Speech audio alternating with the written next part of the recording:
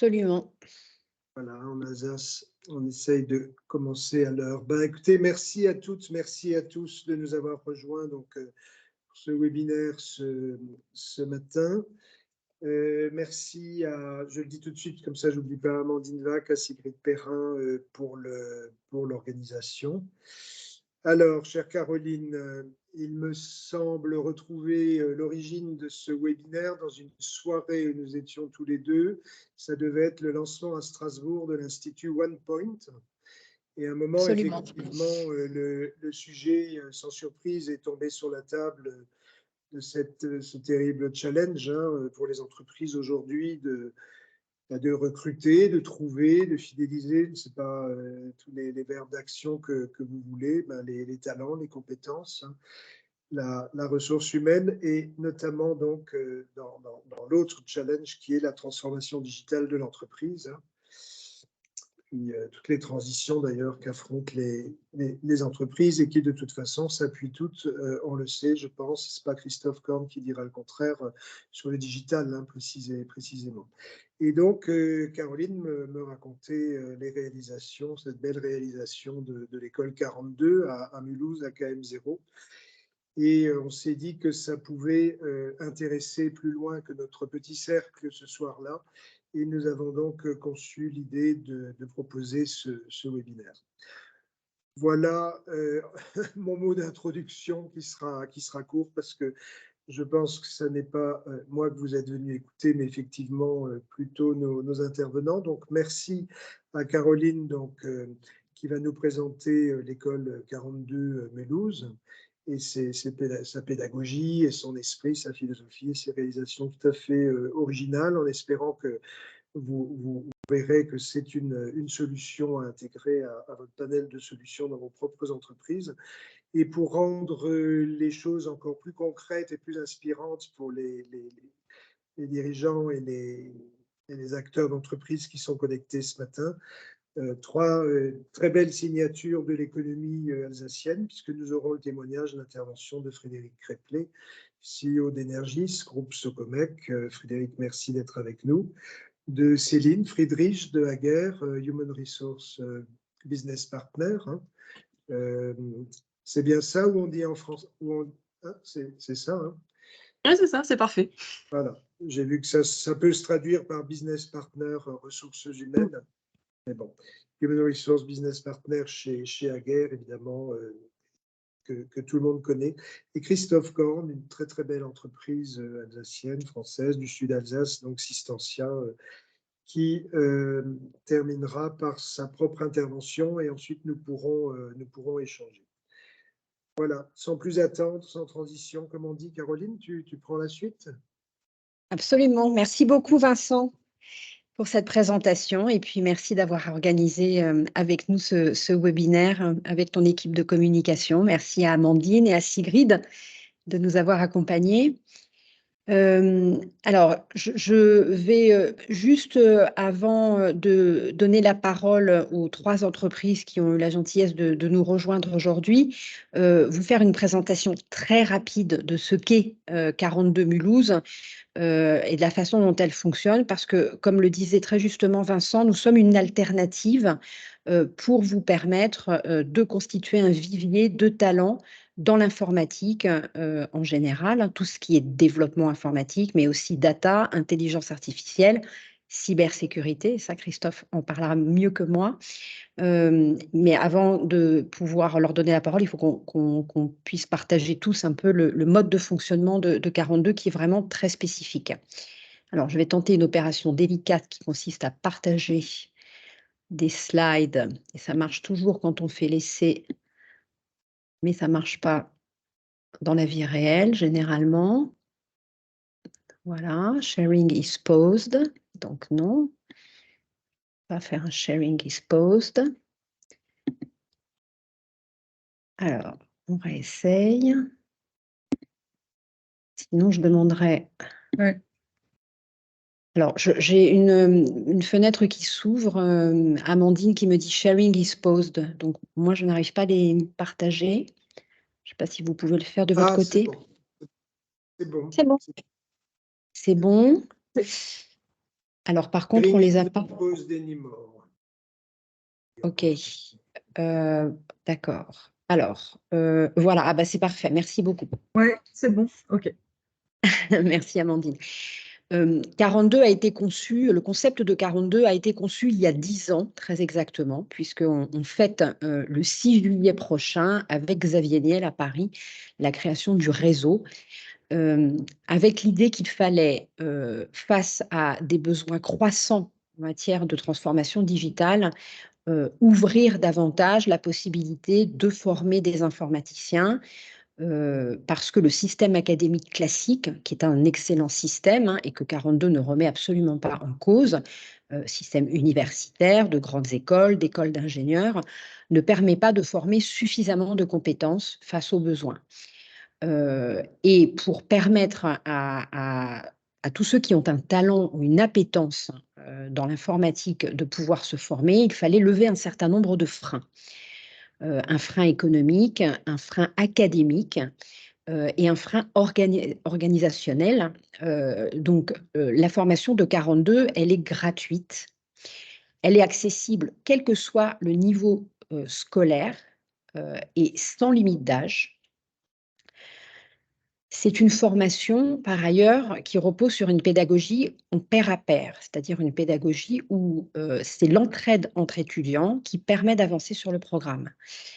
Ça veut dire qu'il n'y a pas de formateur, pas de professeur. Il y a un programme qui est très structuré, mais pas d'encadrement pédagogique strict et de cours. Ce qui donne un avantage, c'est que nous sommes aussi dans un campus qui est ouvert 24 heures sur 24, 7 jours sur 7. Et cela nous permet, en offrant tout le matériel, puisque l'école dispose de 160 ordinateurs, de pouvoir accueillir tous ceux qui souhaitent venir, quelles que soient leurs contraintes familiales, personnelles, professionnelles.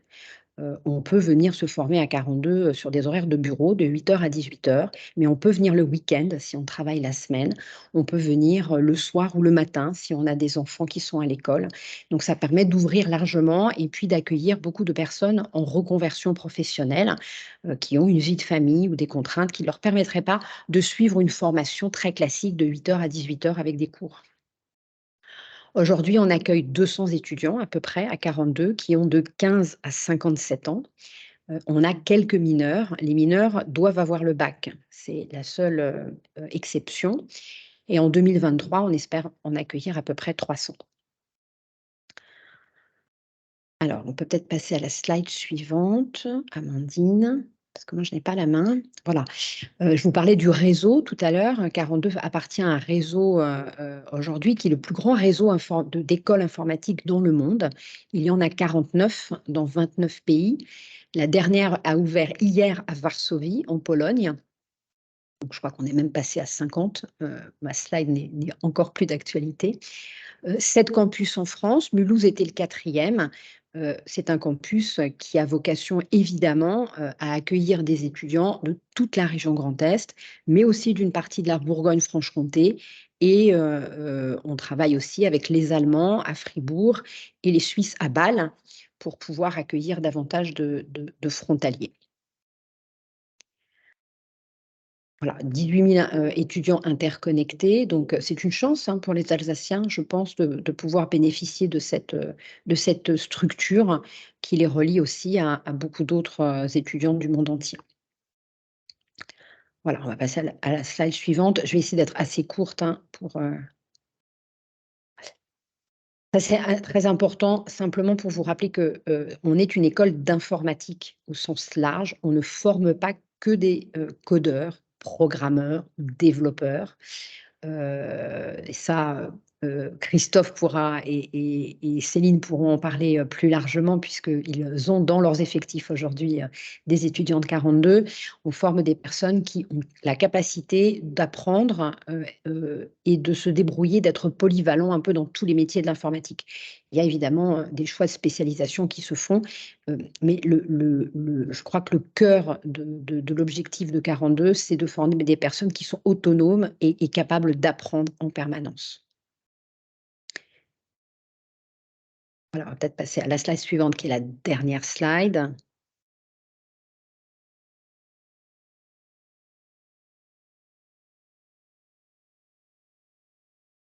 Petit bug là. Amandine? Petit Ouais, il y a un bug. petit bug là. Ouais.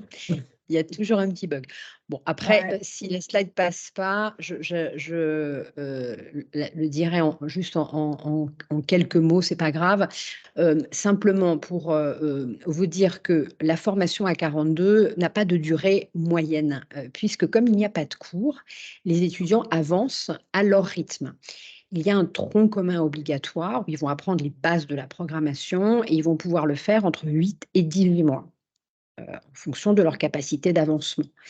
Ensuite, ils vont assez classiquement partir en stage dans les entreprises et puis pouvoir revenir éventuellement, donc soit à l'issue du stage, rester dans l'entreprise, hein, c'est le cas d'un de nos étudiants qui est resté chez Systentia, soit ensuite pouvoir se spécialiser sur un certain nombre de métiers qui peuvent être l'administration système et réseau, donc les informaticiens, je vais dire au sens propre du terme, la data, des data scientists, data analysts, tout ce qui tourne autour de l'intelligence artificielle, mais aussi du graphisme, des jeux vidéo et évidemment de la sécurité informatique.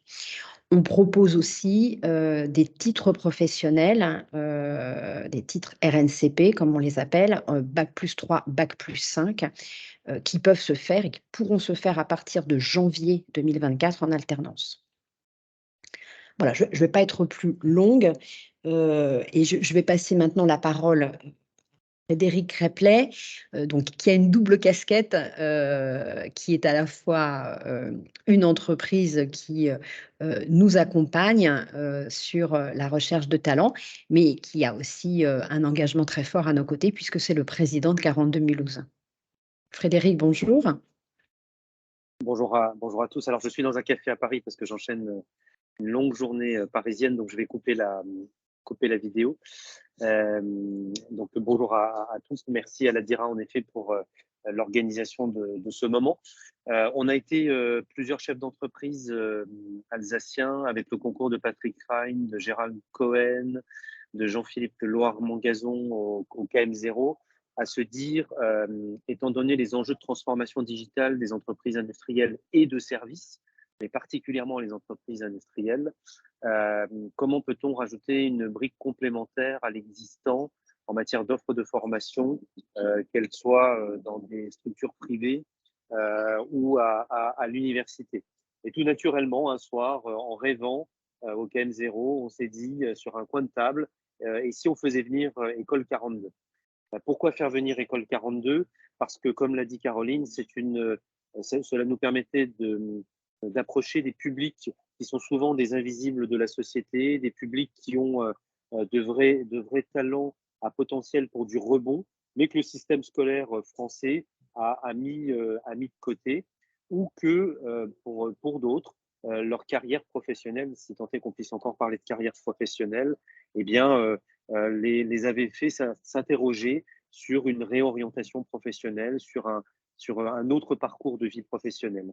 Et 42, eh bien, c'était pour nous une réponse évidente, au cœur du KM0 dédié au digital et à l'industrie, au cœur également d'un quartier en complet renouveau, naturellement avec une trace historique séculaire, une trace industrielle séculaire, et aussi au cœur d'une ville, Mulhouse, qui, selon nous, était également en renaissance aux confins naturellement de plusieurs régions et à 2 pas de la ville-monde Bâle. Et donc, on s'est dit, c'est à Mulhouse qu'on doit faire ça, il faut qu'on arrive à contacter et à accrocher Xavier Niel, ce qu'on a fait à plusieurs, ce qu'on a fait également avec le concours de Jean Rotner à l'époque.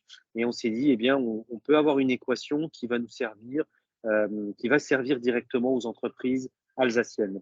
Et convaincu aussi que, et ce n'est pas d'ailleurs une compétition entre les écoles, mais le modèle 42, c'est un modèle alternatif d'apprentissage basé sur le pair à pair, hein, le peer-to-peer, sur l'autonomie, mais en groupe, l'autonomie en travail collaboratif. C'est également un modèle qui a fait ses preuves depuis bientôt 10 ans avec le fait d'être sanctionné dans le top 10 des meilleurs rankings en école liés à l'IT, liés au DevOps de manière générale. Et donc, c'est une chance pour nos entreprises et pour et pour le territoire. Et donc, c'est dans ce cadre, au-delà de mes fonctions au niveau du groupe Socomec Holding et de la branche que j'ai cofondée, que je dirige, qui s'appelle Énergie sur la transition énergétique et le numérique, que je me suis investi aux côtés de l'équipe, de Caroline et de plusieurs parties prenantes, dont Christophe Korn, qui est également là ce matin. Et donc, moi, je crois beaucoup en tant qu'entrepreneur à ce type de public alternatif qui ont une vraie envie de faire, qui ont un niveau d'engagement certain.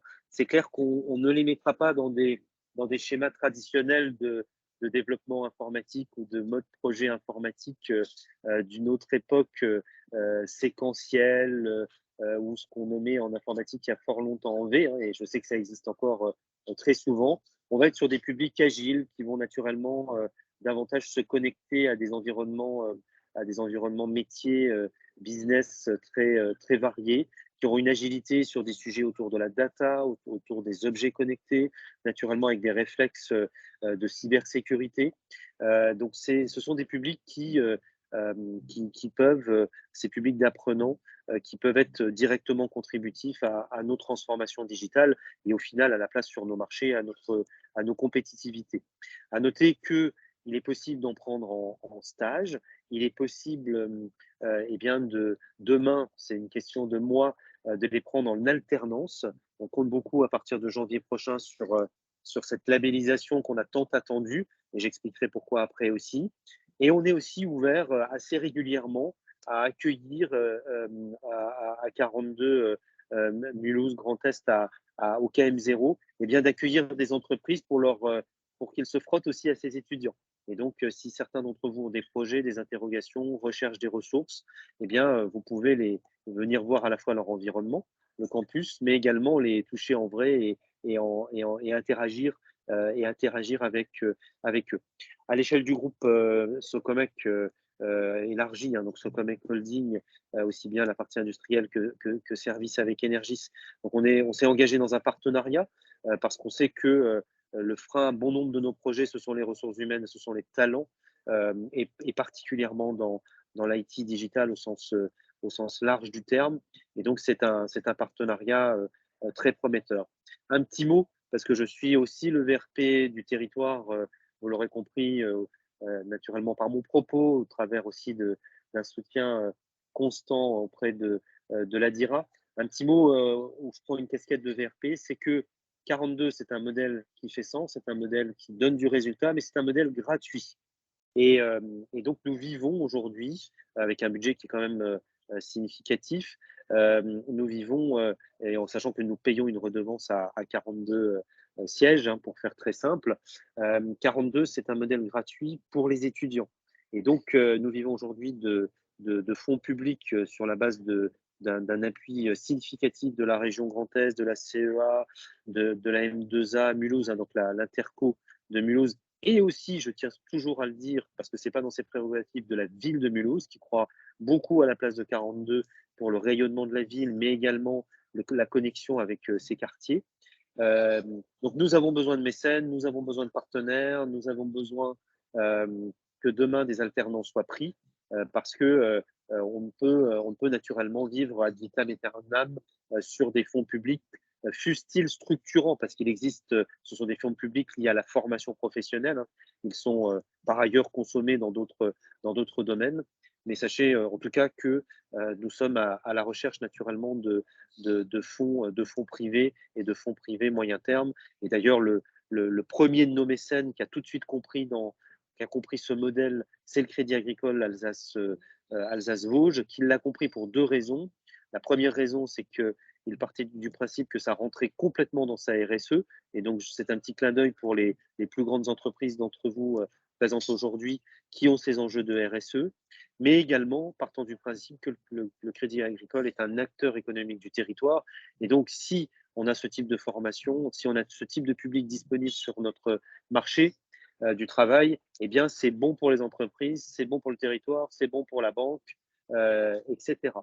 Donc, voilà en tout cas ce que je souhaitais mettre en valeur, avec un dernier petit clin d'œil, et je laisserai la parole ensuite à, je crois, à Christophe ou à la personne Céline. Daguerre, voilà, c'est que on a pu constater que bon nombre de nos étudiants viennent d'Alsace ou de la proche périphérie.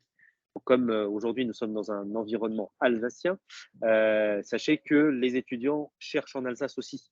Donc, c'est-à-dire qu'on a on a un public possible d'étudiants qui pourront se sédentariser en Alsace. On n'a pas besoin de les réexpédier à Paris ou à Lyon. On a des entreprises et on a suffisamment de grandes ETI, de PMI en croissance, de start-up du digital ou d'entreprises de services autour du digital ou qui ont besoin du digital pour capter ces talents qu'on doit absolument garder sur notre territoire alsacien, aux confins du Songo jusqu'au nord de l'Alsace.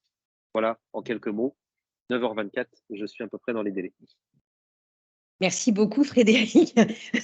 J'avais des idées de questions en tête, mais en fait, tu as dans ton propos proposé absolument tout ce que je souhaitais amener. Donc, merci beaucoup. Ah, tu m'as fait coacher, hein, donc maintenant je suis. Bah, c'est formidable, en tout cas. C'était pour faire sourire Vincent. Voilà, je laisse la main.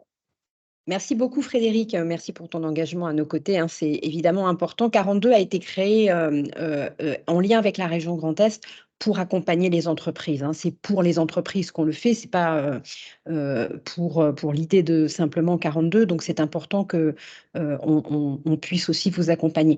Je vais donner la parole donc à Céline Friedrich. Merci beaucoup d'être avec nous, Céline. Le groupe Aguerre travaille avec nous depuis quelques mois. Hein, on avance. C'est évidemment un beau groupe franco-allemand installé à Obernai. Vous allez le présenter. Et c'est un groupe qui a accueilli depuis quelques mois aussi une étudiante en stage. Donc, je vous laisse peut-être vous présenter et puis dire quelques mots sur Aguerre. Oui, parfait. Bonjour à tous. Merci Caroline déjà pour l'invitation. Alors moi, je suis Céline Friedrich, HR Business Partner pour différentes fonctions au sein du groupe Aguerre, dont la fonction IT, qu'on appelle en interne Digital and Information. Donc Aguerre, vous nous connaissez peut-être, hein, mais on est une entreprise familiale qui a été fondée en 1955 et qui compte parmi les fournisseurs leaders de solutions et de services pour les installations électriques. Tout démarre il y a quelques années quand on a fait évoluer notre business model. On reste une entreprise industrielle, manufacturière. Pour autant, on souhaitait passer de la fabrication de matériel électrique à la fourniture de solutions et de services dans le domaine de l'energy management, de l'efficacité énergétique de la mobilité électrique également. Et du coup, ce changement de modèle implique forcément un besoin croissant en termes de compétences digitales. On est aussi bien implanté en Alsace, hein. Caroline l'évoquait, on est basé à Obernai, à Saverne, à Bischwiller et à Vendenheim, juste si je devais récapituler les 4 sites qu'on a en Alsace, ce qui représente environ 3000 collaborateurs. Différentes fonctions en sont présentes en manufacturing, R&D, vente marketing, tertiaire et bien entendu IT.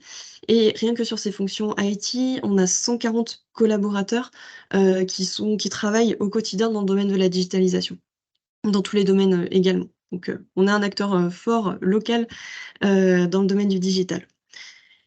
Et vous l'avez compris, on a des enjeux très forts en matière de transformation digitale et dans un contexte où le marché de l'emploi est extrêmement tendu actuellement, il faut aussi qu'on se transforme d'un point de vue politique RH. Et c'est dans ce cadre-là qu'on a été mis en contact avec Caroline et qu'on commence à travailler ensemble avec l'école 42 depuis quelques mois. Très bien. Donc, le parcours que vous avez fait classiquement avec nous, hein, c'est d'abord un premier contact, puis une visite dans les locaux.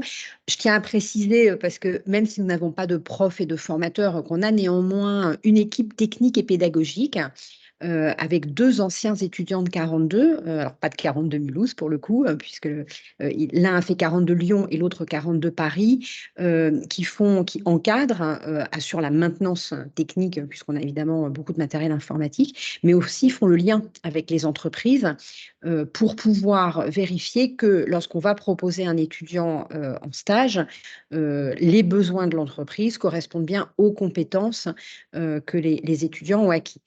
Alors peut-être Céline, on va dire quelques mots sur l'accueil de la stagiaire. Donc vous accueillez Zara Kansoun depuis quelques mois. Alors Zara, elle, si on peut préciser son background, on a un spectre très large, hein. C'est une école qui est inclusive. On accueille potentiellement sans le bac, mais la réalité, c'est que 90% aujourd'hui de nos étudiants sont bacheliers ou au-delà. Zara, elle a un doctorat en génie civil. Est-ce que vous pouvez nous dire quelques mots sur son arrivée, son intégration? Tout à fait. Alors déjà, pour rebondir sur le background précédent de Zahara, ça nous a particulièrement intéressés parce qu'on a différentes équipes qui sont présentes sur le site d'Aubernay et notamment une équipe qui est en charge de développer des applications pour les professionnels du bâtiment. Donc vous comprenez bien qu'intégrer quelqu'un qui a un doctorat en génie civil, c'était du pain béni un peu pour nous. Et c'est là en tout cas un intérêt très fort qu'on a pu trouver à 42, c'est d'avoir pas que des étudiants qui démarrent, mais des étudiants qui ont une vie passée, qui peuvent mettre à profit leur expérience antérieure dans nos équipes avec cette nouvelle casquette IT. Alors Zara, elle est depuis quelques semaines au sein de cette équipe de développement. Ce qu'on a pu noter tout de suite, c'est déjà une forte autonomie. Elle sait se débrouiller en autonomie, se débrouiller seule. Elle sollicite les équipes à bon escient. Elle s'est très, très bien intégrée, aussi dans nos équipes et à notre environnement. Alors forcément, son background précédent a aidé, mais aussi sa bonne, capacité, d'apprentissage. Elle a des bons réflexes, elle a une palette large de compétences, dans le domaine, IT et donc, voilà. Tout cela a permis, une excellente intégration. En tout cas, nous, on est très contents de l'accueillir parmi nous. Très bien. Alors, sans donner des détails personnels trop, c'est quand même important juste de souligner quelque chose, c'est que Zara, comme étudiante, donc Zara, elle a 29 ans, elle est arrivée chez nous et pendant son formation, elle a eu un bébé. Voilà. Donc, vous voyez, elle a pu, ce qui est quand même assez rare dans ce type de formation, elle est arrivée en février 2022, elle a eu son bébé en octobre et elle est partie en stage quelques mois plus tard. Donc, elle a pu combiner la formation et ce stage. Et c'est aussi ça la richesse de 42. Quand je vous disais que ça permettait de concilier les vies familiales et professionnelles, voilà un bel exemple de ce qu'on a réussi. Alors après, Céline, un dernier mot peut-être avant de passer la parole à Christophe. Même si l'intégration de Zara est apparemment une vraie réussite, il reste quand même des réticences dans l'entreprise parfois, et je pense qu'il faut avoir l'honnêteté d'en parler parce que c'est comme ça qu'on pourra les surmonter et on essaie de travailler ensemble sur ces sujets. On a une réunion de travail dans peu de temps. Qu'est-ce qui peut aujourd'hui peut-être surprendre les managers ou les gêner peut-être dans l'intégration de profils comme ceux de 42? Oui. Alors je vous cache pas que, parfois ça peut être compliqué quand on propose des CV, d'étudiants de l'école 42, à des managers. Ils ont peut-être tendance à raisonner très court terme. Ils veulent embaucher un stagiaire qui sera, efficient, efficace de suite, qui maîtrisera, toutes les stacks techniques, tous les langages de programmation. Sauf que c'est pas toujours le cas, parce que, l'école 42 a une autre, philosophie et propose une palette, plus large. Hem, donc des fois, on peut se heurter à des réticences, de la part de ces managers-là.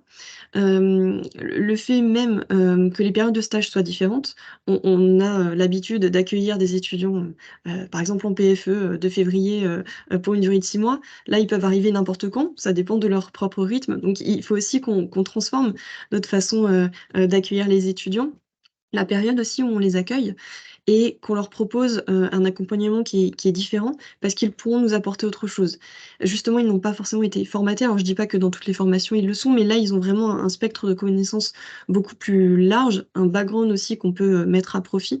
Donc il faut qu'on puisse accompagner nos managers à appréhender d'une façon différente ces profils atypiques, parce que forcément ils n'ont pas les profils, classiques qu'on peut, avoir quand on publie une offre de stage. Il faut aussi qu'on ait une approche, du coup, inclusive lorsqu'on les reçoit en entretien. Donc là-dessus, il faut qu'on forme nos managers, qu'on ait cette réflexion plus long terme, aussi. parce qu'ils peuvent nous apporter, ces étudiants, autre chose. Et donc c'est tout l'objet de la réunion de travail qu'on aura avec Caroline. Pour autant, chez Agar, on est convaincus du bien fondé, de cette école. Frédéric, l'évoquait aussi dans son propos introductif. D'un point de vue RSE, c'est clairement une école qui est en ligne aussi avec nos valeurs, propres d'entreprise.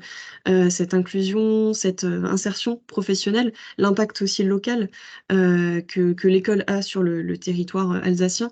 Donc c'est pour ça qu'on est persuadés du modèle. Il faut qu'on accompagne nos managers en ce sens. Merci beaucoup Céline pour vos propos. Après, évidemment, vous restez à disposition pour les questions.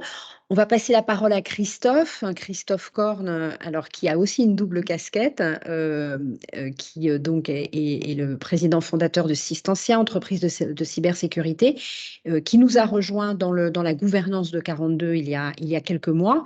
Et qui s'engage à nos côtés et qui alors Systentia a été l'entreprise qui a accueilli nos 2 premiers stagiaires et qui a embauché notre premier étudiant, notre premier CDI chez Systentia.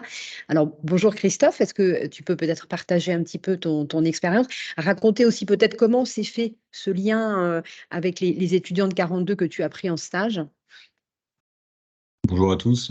Oui, je peux. J'ai un mini support, hein, je peux peut-être le partager. Ça permettra de remettre le contexte et puis je vais répondre en même temps à la question hein, que tu soulèves. Juste un mot sur Systentia pour replacer le décor. Hein. Nous sommes éditeurs de logiciels, nous venons de l'infrastructure informatique et nous sommes aujourd'hui très majoritairement sur la cybersécurité, donc protéger les entreprises. Et tout de suite, le lien que je peux faire avec ce que tu dis, Caroline, hein, c'est le mot d'ordre hein, que l'on se donne hein, pour nos clients, la face humaine hein, de la cybersécurité. Et donc, l'humain est au centre hein, de nos sujets pour différentes raisons. Et la première étant que face à la technique, on a besoin d'abord de personnes vivantes qui bougent. Qui sont actives et qui peuvent apporter des réponses aussi directes et pas simplement à des réponses techniques. Donc, le recrutement est un élément clé pour nous. Sur la menace, j'en parle en un mot, on la connaît tous, elle est phénoménale. C'est aujourd'hui hein, la première préoccupation de nos dirigeants d'entreprise, de nos responsables d'organisation. Cette menace, elle ne fait qu'augmenter. Quand on parle de ChatGPT, c'est aussi un outil pour demain être plus efficace pour les attaquants. Donc voilà, nous sommes promis à des lendemains qui seront de plus en plus compliqués. Donc la sécurité et la protection est un élément clé. Systentia, c'est plus de 600 clients hein, dans tous les domaines. Hein, je passe. Et l'idée était plutôt d'axer sur ce que nous faisons et le partenariat que l'on a initié avec l'école 42. 135 collaborateurs sur 3 sites, principalement celui de Sosheim, qui est le siège social.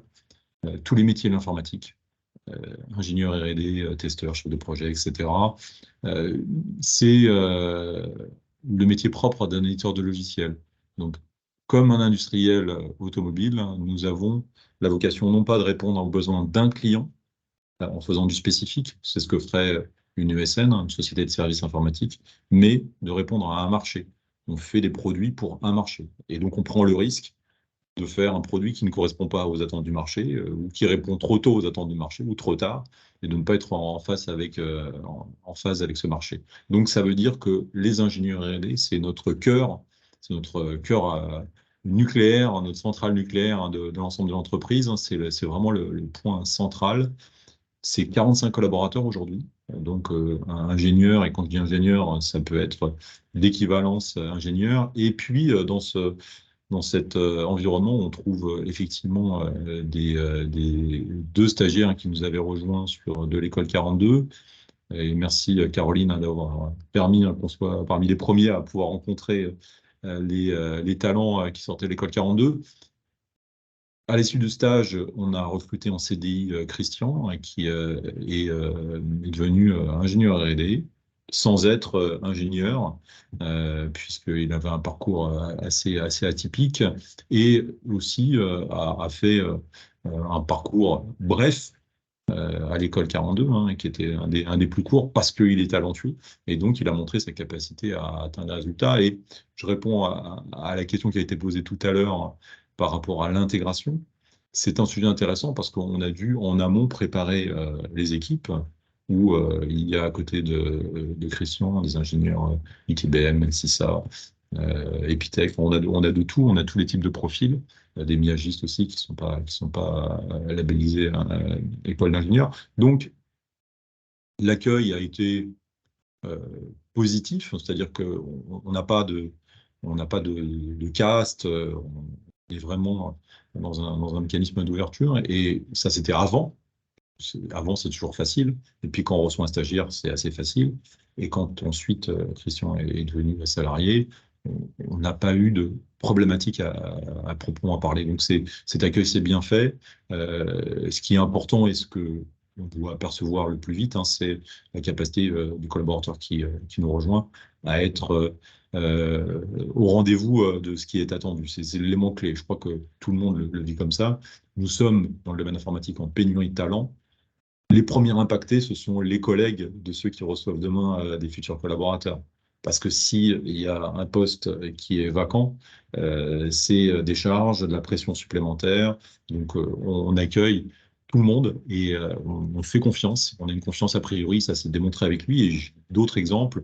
On a des collaborateurs qui ne venaient pas du développement, qui ont fait la mobilité interne. On a des collaborateurs qui ont été recrutés qui venaient de métiers totalement différents, et on a fait un pari, y compris dans des profils un peu atypiques. Je ne dis pas que l'informatique est pourvoyeur plus spécifiquement de profils atypiques, mais le métier du développement est un métier qui est souvent vu de façon solitaire, indépendant, et donc on a des profils qui peuvent étonner de temps en temps, et on a fait confiance. On a accueilli aussi des collaborateurs qui étaient issus de situations de zones de guerre, enfin, et qui ne parlaient pas français et qui sont venus nous voir en disant mais moi je suis très motivé, donc voilà, je le cite au passage, et qui sont éternellement reconnaissants envers aussi notre pays, capable de les accueillir, et c'est bien quand on entend ça de temps en temps.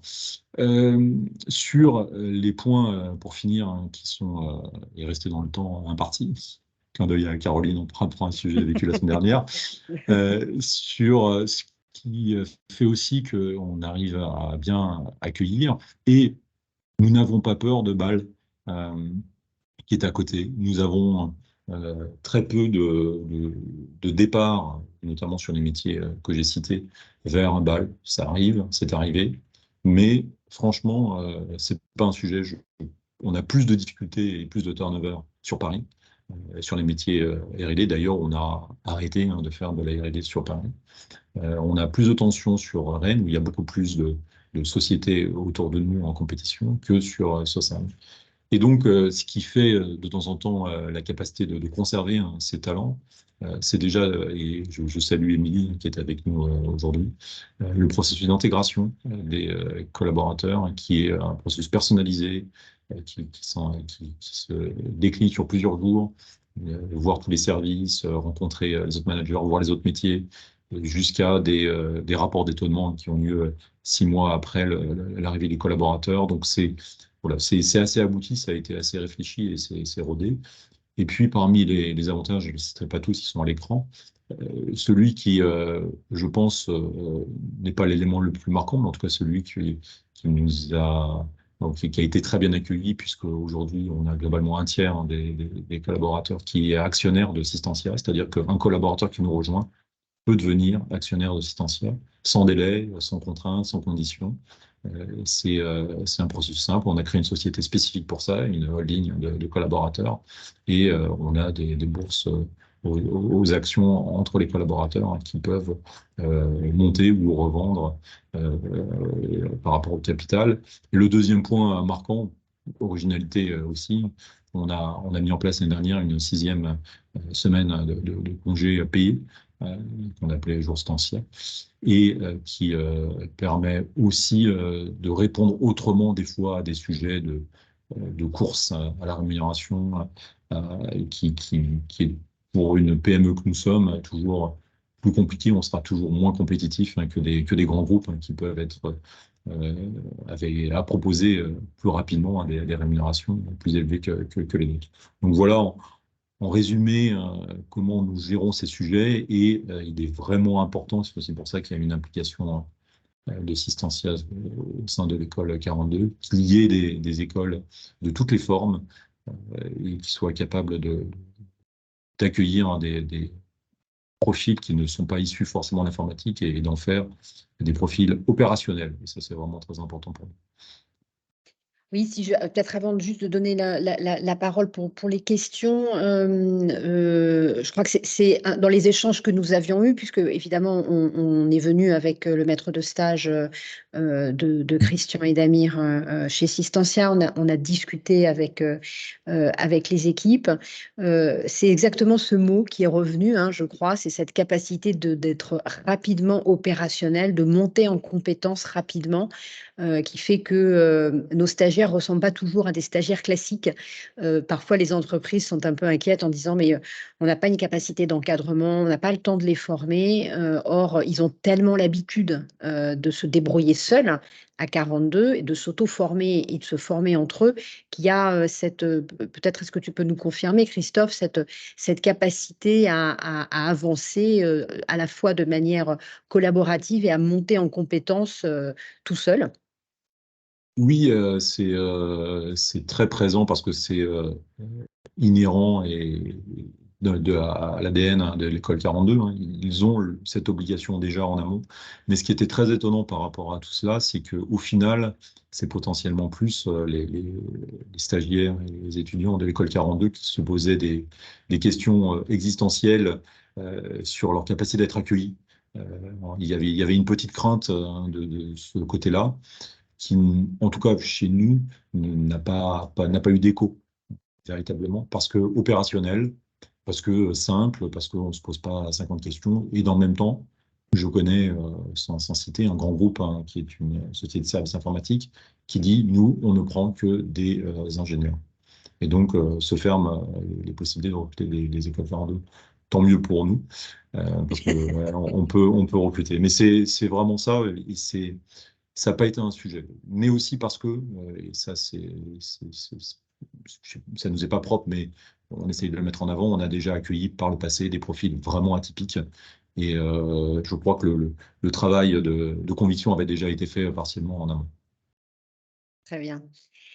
Merci beaucoup, Christophe. Pour rester peut-être dans le temps, il reste 15 minutes. Je vais proposer à ceux qui le souhaitent de poser des questions, peut-être directement, de prendre la parole.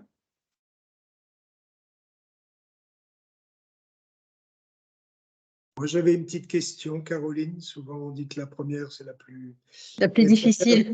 Non, elle n'est pas bien difficile. En fait, j'avais vu passer il y a quelques semaines ou quelques mois, je ne sais plus, une news comme quoi vous aviez conclu aussi une sorte d'accord ou de partenariat avec l'UIMM.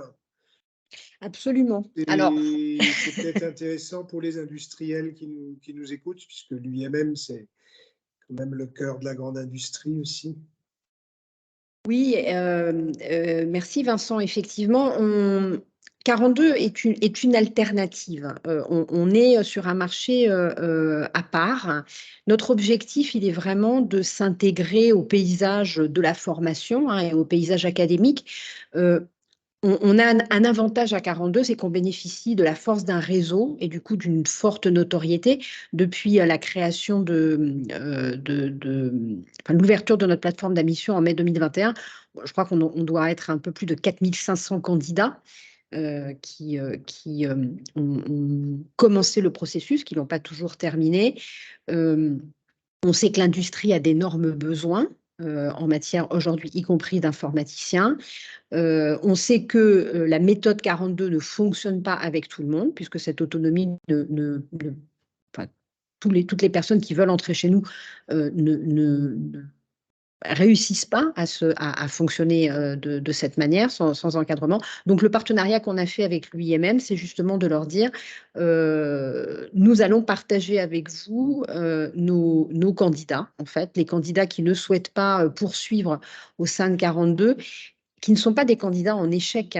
ce qui sont simplement des candidats dont la méthode sans prof ne fonctionne pas, peuvent aller vers l'UIMM sur des formations plus classiques en alternance. Et donc, on a cet accord entre nous qui fonctionne assez bien. Et notre objectif, hein, il est vraiment de, encore une fois, servir le territoire.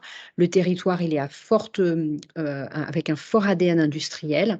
Donc, tout ce qu'on peut faire pour suggérer à nos étudiants de s'investir dans le domaine industriel, on le fait directement ou à travers des partenariats comme celui de l'UIMM. Ouais, d'accord. Bon, c'est une belle méthode. On a Mathilde. Alors, dans l'ordre, j'essaie de retrouver mon truc. Donc, Mathilde Lafaye, Oui. de l'ADIRA, en charge de la veille économique chez nous et de la formation en ligne. Puis Lydia. Oui, bonjour, merci pour la présentation. En fait, la question que je me posais, c'était le sourcing des candidats et notamment le sourcing des candidates. J'aurais aimé savoir quelle proportion de filles vous avez dans vos effectifs et comment vous faites pour les convaincre de rejoindre ces métiers qui sont plutôt perçus comme des métiers masculins. On a les mêmes difficultés que toutes les autres formations. On a trop peu de filles. Aujourd'hui, on doit être entre 7 et 8%. Ça monte un petit peu. On est en période de recrutement actuellement. Et donc, on a une particularité à 42, hein, c'est que pour intégrer nos futurs étudiants, on va les garder pendant 26 jours en formation. On va démarrer la formation avec eux et voir s'ils arrivent à avancer. Donc, cette séquence s'appelle une piscine, puisqu'elle a lieu l'été. Et on voit qu'on a un petit peu plus de filles cette année qui se sont inscrites dans les piscines. Notre sourcing, on essaye de le faire auprès, notamment à travers une action d'orientation, c'est-à-dire on va dans les lycées, les collèges, on travaille avec les associations. On organise par exemple ce qu'on appelle des piscines discovery, qui sont des stages d'initiation gratuits au code pendant les vacances scolaires. Il y en a une traditionnellement tous les ans de piscine uniquement pour les filles, pour leur permettre de découvrir ce que c'est que l'informatique réellement. Donc, en fait, on les initie à la création d'un site web et elles repartent généralement. Donc, c'est ouvert à partir de 14 ans. On plante une petite graine comme ça pour leur dire l'informatique, c'est pas pour les garçons. L'informatique, c'est pas que des mathématiques. L'informatique, ça suppose aussi des talents créatifs quelque part. Et les filles ont à la fois cette créativité et cette rigueur que l'on attend des développeurs. Mais on a encore beaucoup de chemin à faire pour essayer d'attirer plus de filles. C'est bon pour toi, Mathilde? Merci. Merci, Caroline. Oui, merci. Et la parole est à Lydia Ferry de TFM. Oui, bonjour. Merci pour cette présentation. Moi, j'aurais une question. Si on veut prendre un ou une stagiaire, par rapport à la durée des stages, est-ce qu'il y a des choses qui sont définies par rapport aux périodes? Parce que comme c'est très inclusif, je pense que les périodes de stage ne sont pas comme aujourd'hui dans des formations spécifiques où c'est de février à juin. Comment ça se passe? En fait, on s'adapte à vous quelque part. C'est-à-dire que nos stages ont une durée de 4 à 6 mois. C'est minimum 4 mois, maximum 6 mois. Et ensuite, il n'y a pas de période fixe parce que chacun avance à son terme, mais aussi parce que les étudiants peuvent passer du tronc commun à la spécialisation sans passer par le stage ou avancer dans une spécialisation pour aller vers un stage où ils auront acquis un peu plus de compétences. Donc, en fait, ça dépend de vos besoins. Chaque entreprise peut nous transmettre une offre de stage. Nous, on va regarder comment ça se passe, si on a des étudiants disponibles et la proposer.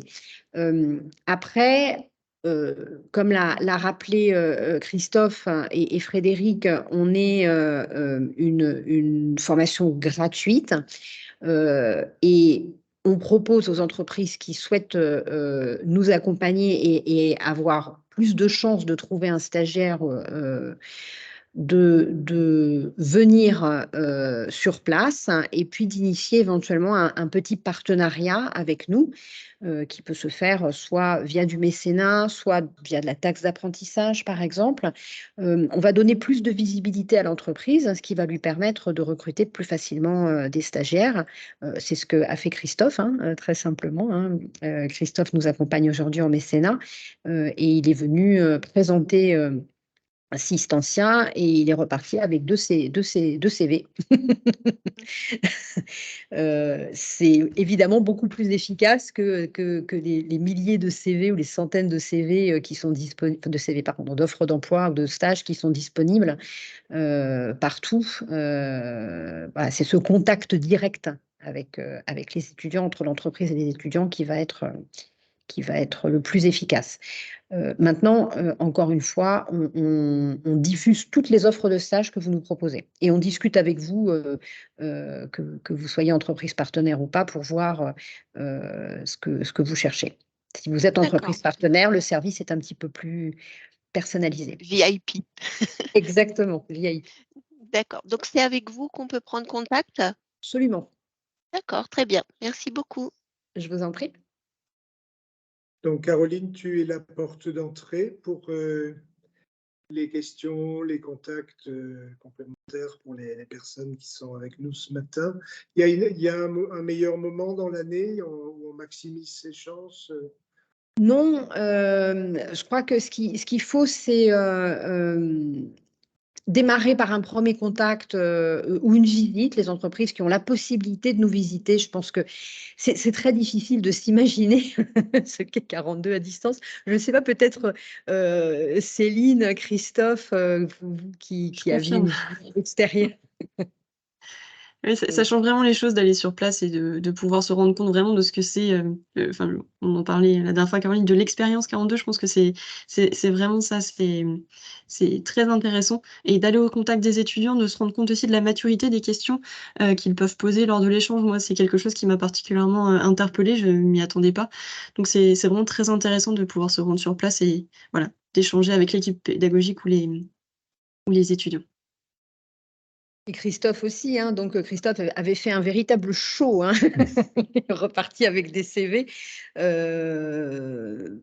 Voilà, ce qui va compter, c'est cet élément humain, hein, en fait, c'est cette capacité à convaincre nos étudiants que l'entreprise correspond à ce qu'ils cherchent. On l'avait fait aussi, Céline, hein, avec Aguerre, hein, on avait organisé une réunion, ils étaient plus d'une quarantaine, hein, à être présents. Christophe, tu te souviens de ton passage? Oui, non, mais c'est vraiment indispensable et c'est juste normal. Et puis ça permet aussi de bien comprendre les profils. C'est-à-dire que tant qu'on n'a pas été au contact, hein, de tes étudiants, on a une vision externe. Donc c'était important de bien comprendre, et ça permettait ensuite de calibrer le travail des ressources humaines et ensuite de pouvoir accueillir. Parce que prendre un stagiaire, c'est un acte simple. Je veux dire, le coût est limité, on avance vite sur ce sujet. Normalement, on n'a pas besoin d'y passer des jours. Donc, faire ce pas, c'était simple, mais il fallait que ça soit fait dans les bonnes conditions et que tout le monde soit convaincu. Donc, pour ça, il fallait les rencontrer. Donc, pour moi, ça me paraissait évidemment indispensable. Et maintenant, on a les codes École 42 pour la suite. Voilà. Et ce qui était formidable d'ailleurs, hein, c'est qu'on s'est retrouvé avec donc Émilie qui est aussi là aujourd'hui, un an après, hein, quasiment jour pour jour, parce qu'effectivement, Christian, que tu as embauché, a fait un parcours éclair à 42. Il a fait son tronc commun en 6 mois et demi, ce qui est presque un record pour le réseau, qui prouve que c'est un étudiant particulièrement doué. Un an après, il est revenu avec Émilie, hein, des ressources humaines, pour présenter à ses anciens corélégionnaires la société Sistentia.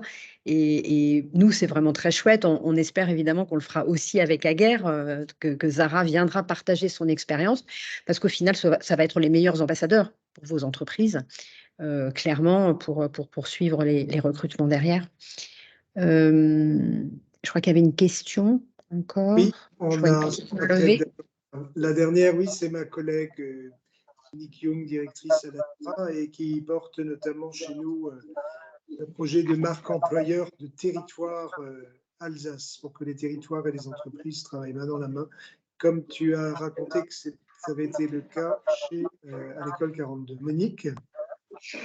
Oui, bonjour à tous. Je vous ai rejoint en retard, donc pardon si je pose une question que vous avez déjà évoquée. Est-ce que vos étudiants ont un niveau équivalent à un diplôme universitaire? En d'autres termes, est-ce que ça correspond à un bac plus X qui a une équivalence universitaire ou qui permettrait à une entreprise de repérer un niveau d'embauche ou pas? Alors, c'est une question qui est un peu compliquée. Elle est un peu compliquée parce que on accueille beaucoup de personnes en reconversion qui peuvent avoir une équivalence, enfin qui peuvent avoir obtenu un niveau. C'était le cas de Christian, hein, qui de mémoire avait une licence en administration des entreprises, je crois, Christophe. Hein, j'ai plus le CV ou Émilie, je ne sais plus si Émilie se souvient. Donc, ils peuvent avoir une licence ou un master, mais pas nécessairement en informatique. Et ils vont se former et se reformer en informatique. Alors, comment est-ce vous allez considérer, comment est-ce que l'entreprise va réellement considérer son niveau? Céline, la question se pose d'ailleurs pour Zara. Hein. Zara, elle a un doctorat, mais elle n'a pas un doctorat en informatique. Elle a un doctorat en génie civil. Donc, le positionnement est parfois un peu complexe. On n'est pas sur une école qui forme traditionnellement avec des niveaux bac plus 2, bac plus 3, bac plus 5. Néanmoins, c'est aussi la raison pour laquelle 42 propose maintenant des titres professionnels, hein, qui sont donc des diplômes reconnus par le ministère du Travail. On en a deux, un qui est d'un niveau qui s'appelle concepteur-développeur de solutions informatiques, niveau bac plus 3, qui pourra se faire en alternance en 1 ou 2 ans, et un autre d'architecte, d'expert en architecture informatique, avec notamment une partie cybersécurité qui t'intéressera, Christophe, qui est là est l'équivalent d'un bac plus 5. Alors, je ne sais pas si Monique, je réponds complètement à votre question. Et c'est des éléments de réponse, donc merci beaucoup. Voilà. Juste, Caroline, un point particulier, je ne l'ai pas dit tout à l'heure, mais au recrutement d'un collaborateur École 42, nous n'avons pas fait de différence de salaire avec des profils qui auraient fait plus d'études, donc dans le domaine de l'informatique. Donc c'est vraiment aussi l'accueil des entreprises, c'est-à-dire il faut accepter ça, que ce soit accepté par l'entreprise, par les collègues, et que ça ne soit pas un sujet. Donc ça peut être une difficulté, mais ça paraît juste parce qu'au final, les tâches sont les mêmes. On a fait de même. Hein. Chez Agar, c'était un point de discussion, forcément avec le doctorat de Zahara. On a choisi d'être équitable, de la payer au même niveau que d'autres stagiaires dans le domaine informatique. Et c'était là où je disais qu'il fallait faire évoluer aussi nos politiques RH. C'est un cadre un peu différent. Il faut aussi qu'on sache les accueillir comme il se doit. Voilà.